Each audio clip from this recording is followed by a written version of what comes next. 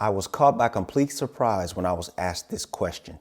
Talking to a friend of mine back in the States who's considering moving to one of the European countries, amongst other things, we were talking about what crime looked like in Europe, particularly here in Germany, since I can attest to that directly. So as he was asking these questions, I answered them to the best of my ability, and most of it isn't something that I haven't talked about on this channel. But he asked me a very specific question, and the question was, what does crime amongst black people look like? What does black on black crime look like? I'm Christopher, and I hope you like the content enough to stick around. The truth about black on black crime from the standpoint of a person who's been living in Europe, Germany, for as long as I have, is I haven't even heard the term since I left the States. Not that I've been looking for it, I just haven't heard it. I don't watch many major news networks, but I don't hear it on the news. I don't hear it out on the street. I don't hear it amongst other black people.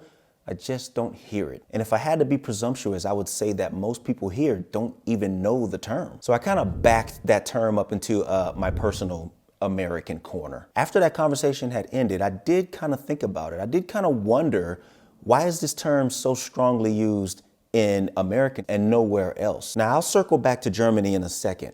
But after the conversation, I couldn't think of one other place that I had heard this term being used. And under that same realization, it kind of dawned on me that you don't even hear that term being used with other demographics or categories of people, other groups. Think about it. I personally have never heard the term Asian on Asian crime, female on female crime, teen on teen crime, just really no other category or demographic that you can think of, really, even if it's not just race. But if we were to just keep it on race and strictly on black crime, I couldn't even find it being used in a region of the world that's predominantly black, the continent of Africa. So it wouldn't take much for one to conclude that this must be an American thing and that there has to be a reason for it. Now, in my opinion, this term, along with many other disrespectful descriptive terms, are just all a means to control. That's not what this video is about today. So circling back to Germany, not only do I never hear of a type on type kind of crime being highlighted here, I rarely even see the kind of crime committed that would involve black people